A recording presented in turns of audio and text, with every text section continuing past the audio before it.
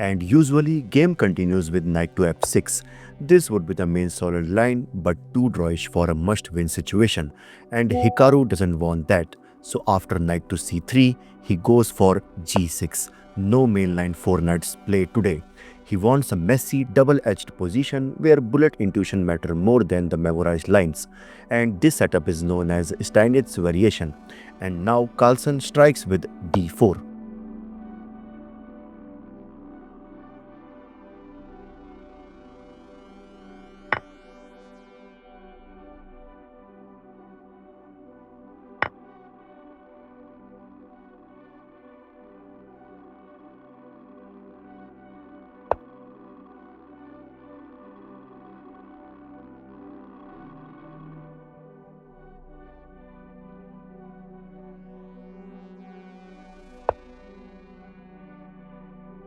Okay, so now Hikaru brings his knight on e7, and you can see Hikaru puts his knight into a bad square. And now this knight is, cramped and passive, which, blocks its own queen. And yes, he wants to castle, but knight to f6 might be the better option. And after that, queen to d2, and you can see what he is preparing for.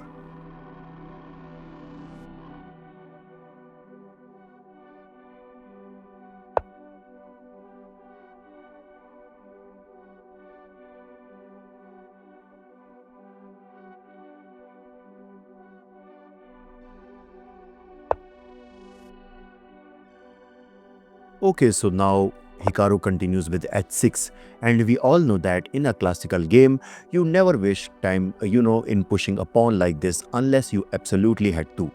It creates a permanent hook on the kick, on the king side that white can target later. But maybe Nakamura is thinking, I need to stop any immediate bishop to g5 ideas, and I'll deal with the consequences later. And I know some of you might be thinking of, okay, let me go back. So some of you might be thinking of castle, but the problem with that move is, since white king is safe on the queen side, now white is going to push h4. And if, let's suppose, h5, f3, with the idea of bishop to e2 and then g4. And clearly you can see that in the next few moves, white pawns are going to shatter the black king. Okay, so after the move h6,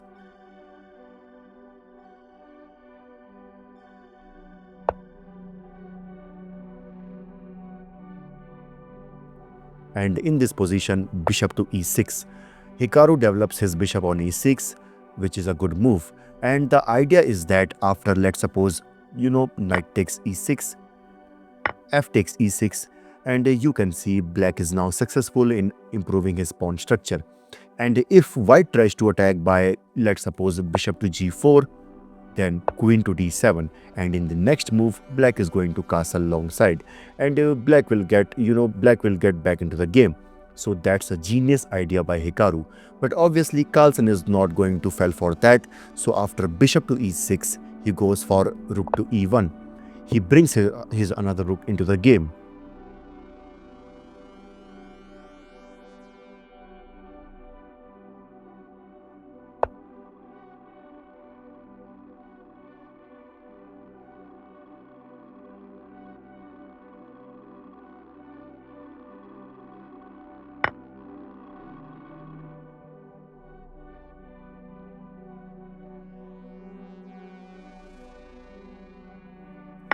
And in this position, I know some of you are thinking of recapturing with the b pawn so that black can bring the rook on b8, by which it might get easy for black to attack the white king.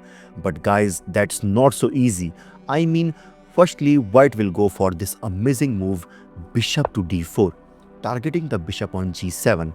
And exchanging the bishop obviously make no sense for black, because it will activate the white queen.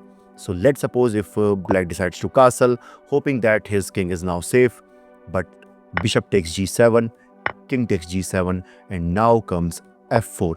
And in the next move, white is going to start pushing the king side pawns, and you can see which will completely shatter the black king. Okay, so let's suppose if this game continues like rook at a goes to b8, if black goes according to his plan, but h4. Okay, if c5, if he opens the diagonal for his queen so that he can somehow enter, then b3. Okay, knight to c6, f5, takes, takes, bishop takes f5, g4, attacking the bishop, and clearly you can see that this is must winning game for white. Okay, so in the actual game, after knight takes c6, here Carlsen goes for knight to d5. He brings the knight further on d5, eyeing the key squares, and guys, here castling might be bad for black, because now white is going to play this amazing move, bishop to b5, and you can see that this single pin by white destroys black queen side immediately, because obviously black can't move the queen, because then white is simply going to capture the knight, and then he's going to shatter the king. Also, if black pushed, let's suppose a6, if he tries to attack the bishop, but simply bishop takes c6, and you cannot capture with the queen due to the threat of this and then this. So that's why, yeah, so let me go back. Yes, so now you are forced to capture with the b pawn, and again you can see that black queen side is shattered. And now I just want you all to pause the video, and can you guess the next move which white can play in this position? The move is queen to a5, completely giving up the knight. The idea is that if black captured the knight, now comes queen takes a6 check. White can take benefit of the black open king, and now comes another check, and after king to c8, queen to a8, and that's a mate. And guys, that's literally amazing. Okay, so in the actual game, after knight to d5, let me go back. So that's why here Nakamura goes for a6.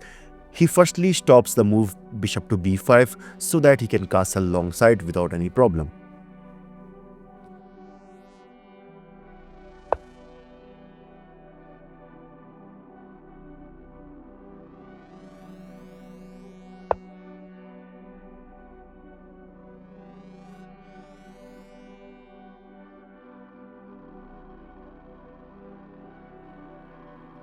And as you can see, Carlsen is slowly bringing his pieces towards the black queen side.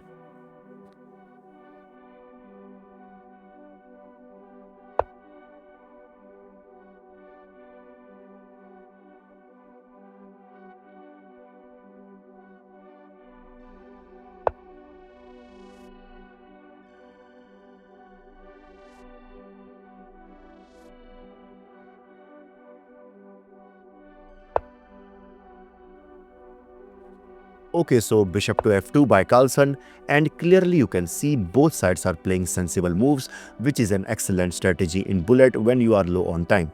The bishop is, heading to h4 so that he can target this rook. So that's why Nakamura goes for rook to c8.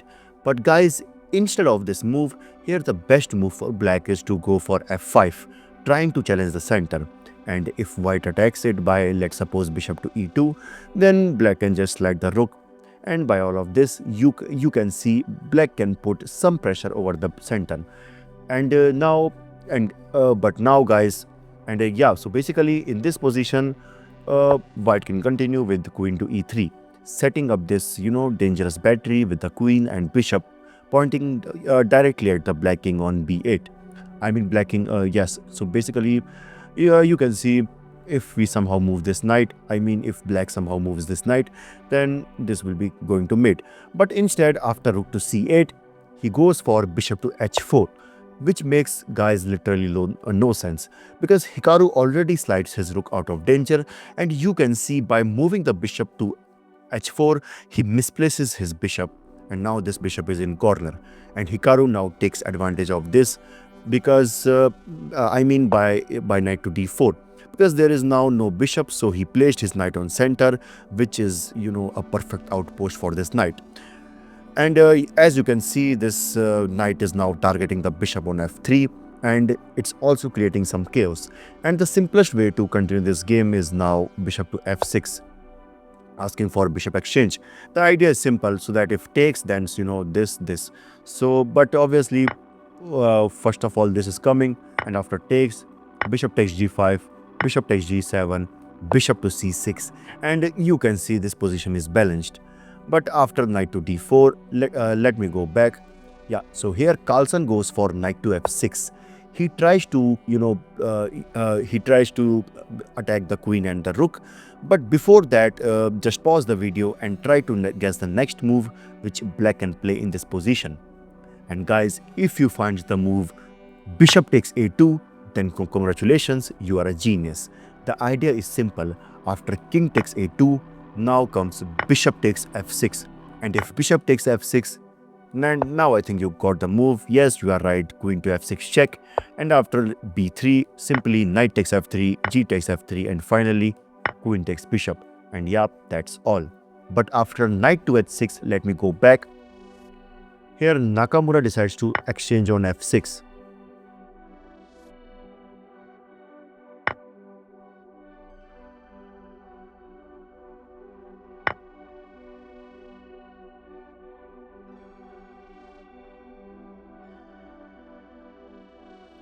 And after that, finally he goes for bishop takes a2 with the same idea of king takes bishop and then queen to e6 check, and then simply queen takes f6. So that's why here Carlsen goes for king to c1.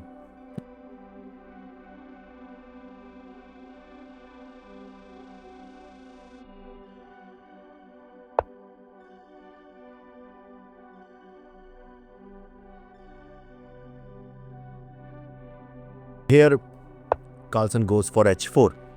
And as you can see here, white has now some, drawing chance. Opposite color bishop are, famous for their drawing tendencies. So, Carlsen is now happy to, and he's basically heading towards the end game.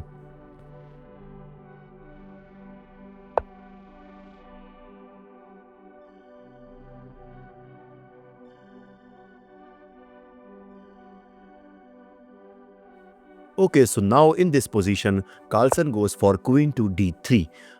And basically he's asking for queen exchange because opposite color bishop, as I said, are famous in endgame, and due to their drawing tendencies.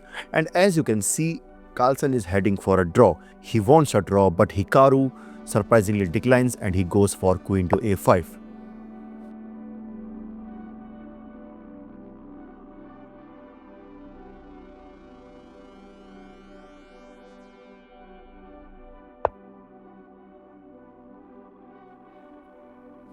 And again Carlsen is asking for queen exchange, but Hikaru simply goes for queen to h5. He simply avoids the trade and he keeps the pressure on.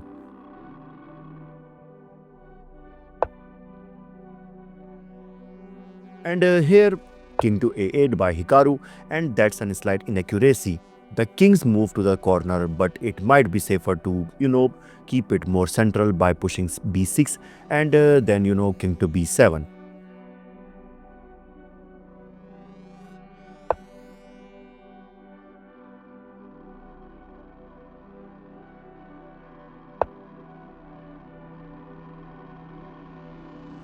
And guys, here Carlsen goes for a brilliant defensive resource, which is h5. He sacrifices the h pawn so that he can activate his rook and create some counterplay. And Hikaru happily captured on h5. And in this position, now white must consider the move f5, which suddenly brings black queen in big trouble. I mean, because after g takes f5, rook to h1 attacking the queen, and after queen to g6, simply rook at d goes to g1, queen to h7, rook to g7 attacking the queen again, and after queen to h8, which is the only square, simply rook takes f7, taking benefit of the discover attack. So this queen is now forced to go on this g8 square, and then rook to g7 attacking again, queen to f8, rook takes h6. And clearly you can see that white both rooks are completely dominating. Okay, so in the actual game, after queen to h5, he directly goes for rook to h1, which which is the right idea but the wrong execution, because Hikaru now swings, and basically you can see this this pawn push basically cuts the firing line of this queen. So if since this is not possible now, so simply queen to b5. Hikaru swings his queen into the other side of the board.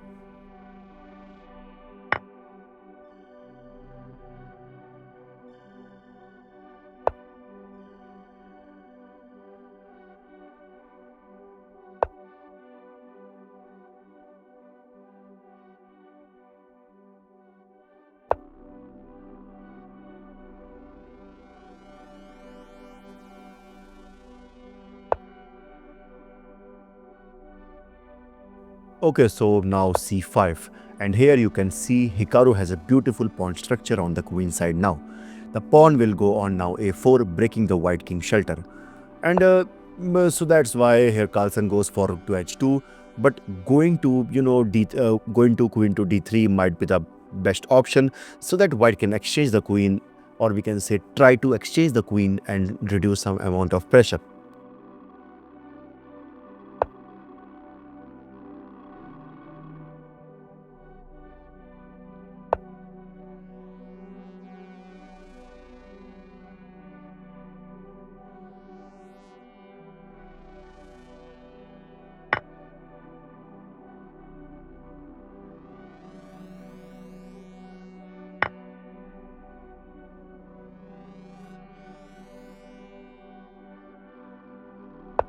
Okay, so after king to b7, as you can see now Hikaru king is safe and the rook are ready to invade. And here Carlsen grabs a pawn, but you can see his king is now dangerously exposed.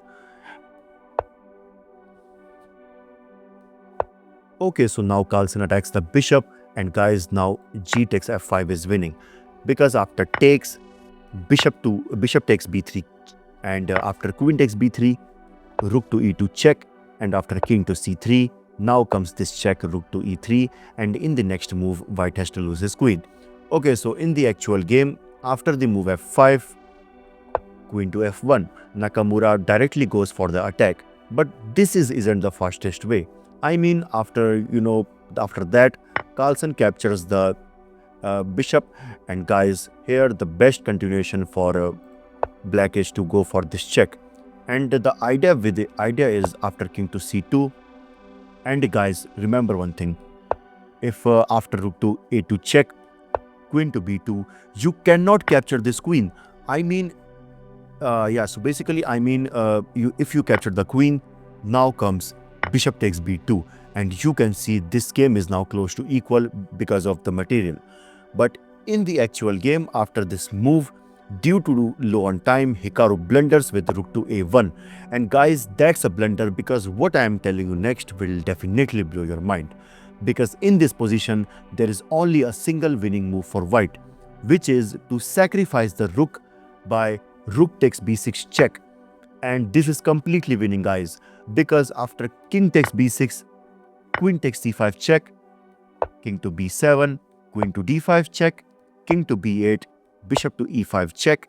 And if if this king goes there, then simply queen to d7 will be mate. So that's why king to a7 is forced. Then queen to d7 check, king to a6, queen to c6 check, king to a7, bishop to d4 check, king to b8, queen takes e8 check, king to b7, queen takes d7 check, king to b8, bishop to e5 check, king to a8, queen to c8 check, king to a7, bishop to d4 mate.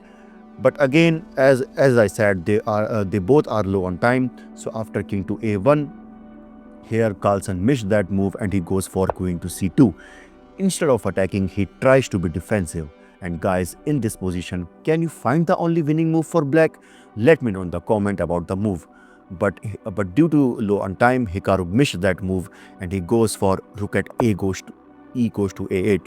And again, rook takes b6 is winning, as I said. But here Carlsen gives a check from d7 square, which is also fine. And now the king can either go to b8, c8, a6, and c6. So let me consider all the move one by one. Okay, so let's suppose if he goes for king to b8, queen to h2 check, king to c8, and this is mate. Okay, so let's suppose if he goes for king to c8, rook takes c5 check, b takes c5, queen takes c5 check, king to b8, and this is also mate. Okay, so let me go back again. And if king to a6, queen to c4 check, queen takes c4, b takes c4, and clearly you can see white is a piece up. Okay, so in the actual game, after rook to d7 check, here Hikaru decides to go for king to c6. And in this position, Carlsen goes for a move which shocks the chess world. Despite having low on time, he sacrifices the rook by rook takes c5 check. The idea is after b takes c5, now comes this another brutal move. And guys, I mean, this is just a god level move, rook to c7 check. He gives his another rook. And the idea is after king takes c7, queen takes c5 check. And now he can take benefit of this opened king. King to b7, he gives another check, king to b8, and after that the final move by Carlsen is bishop to e5 check. And in this position Hikaru resigned because there is no way to save this mate. After king to a7, bishop to d4 check, king to b8, queen to d8 check, king to b7, queen to d7 check, king to a6, queen to c6 check, king to a5, and finally bishop to c3, and that's a mate. What an amazing bone-chilling battle by both players. In the end, Carlsen shows the chess world that why everyone calls him the greatest chess player of all time. If you like this video, then please make sure to subscribe to my channel. I will see you in the next one. This is your host Bison signing off. Bye bye.